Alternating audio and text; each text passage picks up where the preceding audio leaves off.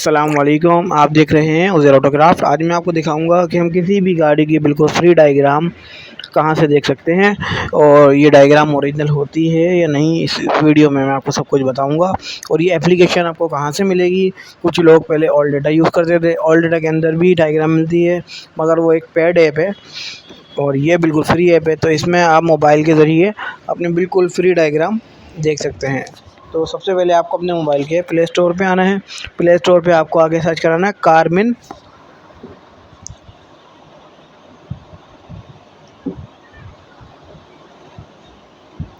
उसके बाद आपको ये चेक करना है कि आप कौन सी कंपनी की गाड़ी पे, किस कंपनी की गाड़ी पे काम कर रहे हैं। जैसे टोयोटा है, सुजुकी है, होंडा है, निसान है, मित्सुबिशी है, मज़दा है। तो अब मैं काम कर रहा हूँ टोयोटा के ऊपर, ठीक है। तो हम टोयोटा में आएंगे, ये मिल गया टोयोटा। अब इसके अंदर आपको ये चेक करना है कि आप जो गाड़ी, किस गाड़ी पे काम कर रहे हैं, अब वो उसका मॉडल क्या है। मैं करोला पे काम कर रहा हूँ, 2012 मॉडल। तो हम आएंगे करोला में, ये आपको दिख रहा है करोला अल्टिस। आप करोला अल्टिस में आएंगे। अब आपको इसके अंदर 1995 से लेके 1995 से 2017 तक आपको हर गाड़ी इसके अंदर करोला मिल जाएगी। तो अब मैं आपको दिखाऊंगा कि मैं जिस गाड़ी पे काम कर रहा हूँ वो गाड़ी की डायग्राम यहाँ है या नहीं। तो इसके अंदर 2012 करोला, आपको 2012-13 करोला ये मिल जाएगी, ठीक है। ये आ गया करोला में। अब आपको ये चीज़ चेक करनी है कि आपको इंजन की वायरिंग चाहिए, इंजन की डायग्राम चाहिए, या आपको बॉडी कंट्रोल यूनिट, या आपको इसका ECU या इसका SRS यूनिट, आपको किस यूनिट की डायग्राम चाहिए। तो अब मुझे इंजन की डायग्राम चाहिए। तो मैं आऊँगा इंजन। अब मेरा इंजन है 1NZ। आपको इंजन के नाम लाजमी याद होने चाहिए। करोला के अंदर कौन कौन से इंजन हैं। अब मैं आऊँगा 1NZ में। 1NZ में आने के बाद ये डायग्राम हमारे सामने आ गई, ठीक है। इसको रीड किस तरीके से करना है, वायरिंग डायग्राम तो निकाल ली हमने। अब आप इसको ऐसे देखेंगे, इसको हमने जूम किया। जूम करने के बाद इसके मैं आपको दोनों कनेक्टरों की पिक्स इस पे ही दूंगा वीडियोस के ऊपर, कि इसके अंदर जो दो कनेक्टर आते हैं, कनेक्टर A और कनेक्टर B, वो आपको कैसे रीड करने हैं, ठीक है। इसको हम जूम करेंगे। जूम करने के बाद सबसे पहले हम इसके कनेक्टर A पढ़ते हैं। कनेक्टर A इसका जो है छोटा वाला कनेक्टर होता है, तो उसकी फर्स्ट पिन, सेकंड पिन और थर्ड पिन, तीनों पिनों पे 12 वोल्ट आता है, ठीक है। 12 वोल्ट मिलेगा आपको, जिसमें से 2 वोल्ट, दो जो 1 और 2 पिन है उसमें आपको इग्निशन का, मतलब जब आप वो लगाएंगे, इग्निशन लगाएंगे जब करंट आएगा। और थर्ड पिन जो है इसकी, वो throttle, ECTS, electronic throttle control system. Third pin में आपको जब करंट मिलेगा 12 वोल्ट, और वो तीनों वायर आपको ब्लैक कलर की मिलेंगी, ठीक है। उसके बाद इसका 20 नंबर वायर है पिंक कलर का, उस पर आपको 12 वोल्ट डायरेक्ट मिलेगा, ठीक है। उसके बाद आपको ये दिख रहा होगा इसका 28 नंबर पिन ग्रिप A की, ये आपको 28 नंबर पे इग्निशन का करंट मिलेगा। स्विच लगाने पे इसका करंट आएगा, ठीक है।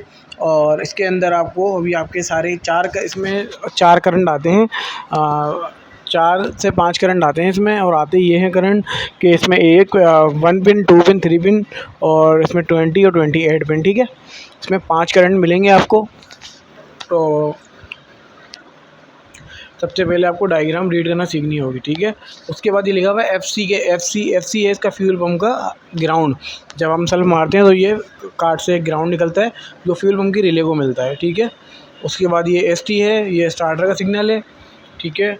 न्यूट्रल तो जो है ये OCV जो है, ये OC1, OC2, ये आपका VTEC सेंसर है। कैम शाफ्ट टाइमिंग जो है, कंट्रोल वेल्व असेंबली। उसके बाद आपको इसका कूलेंट टेम्परेचर मिल जाएगा। कूलेंट टेम्परेचर की पिन जो इसकी आपको मिलेगी THW, और एक होगा ग्राउंड जो आपका 4 सेंसरों पे आता है, mass air flow, IAT sensor, और coolant temperature sensor, accelerator pedal position, ये आपके सब जगह, और अपना TP sensor, throttle position sensor, ठीक है। अब हम आगे चलेंगे। ये आपको दिख रही होंगी पिन #10, #20, #30, #40, ये चारों हमें इंजेक्टर शो कर रहे हैं, इंजेक्टर के पल्स हैं, ठीक है। अच्छा, इंजेक्टर की एक पिन पे तो हमारे 12 वोल्ट आता है इग्निशन का, और एक एक पिन जो होती है वो हमारी पल्सिंग की होती है, ठीक है। पल्सिंग में आगे पल्सिंग चेक मिल गई आपको।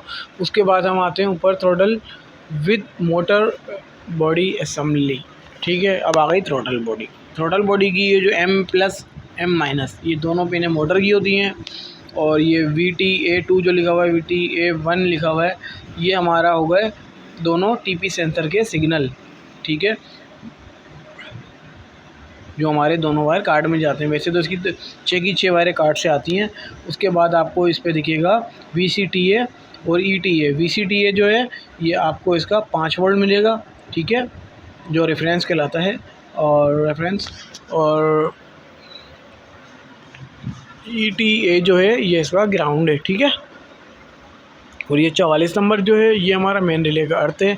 जब हमें हमारे ECU को 20 नंबर के ऊपर 12 वोल्ट डायरेक्ट मिलेगा तो हमारा ECU स्विच ऑन करने पे इस पिन से, स्विच ऑन करने पे नहीं, वैसे ही इस पिन से अर्थ निकालेगा। ये अर्थ निकाल के वो हमें देगा रिले को। उसके बाद रिले से जो 2 आउट निकलेंगे वो निकलेंगे फर्स्ट और सेकंड पिन पे जो करंट होंगे, ठीक है। उसके बाद आगे हम आते हैं तो ये हमारी स्टॉप लाइट आ गई। जब हम ब्रेक दबाते हैं तो हमारे ECU को सिग्नल मिलता है, ठीक है। तो उसके बाद आप देख रहे हैं ये ऑल्टरनेटर का सिग्नल है। ग्रिप B 15 पिन है, जो 50 पिन। उसके बाद ग्रिप A की RFC जो है ये कूलिंग फ़ैन की पिन है,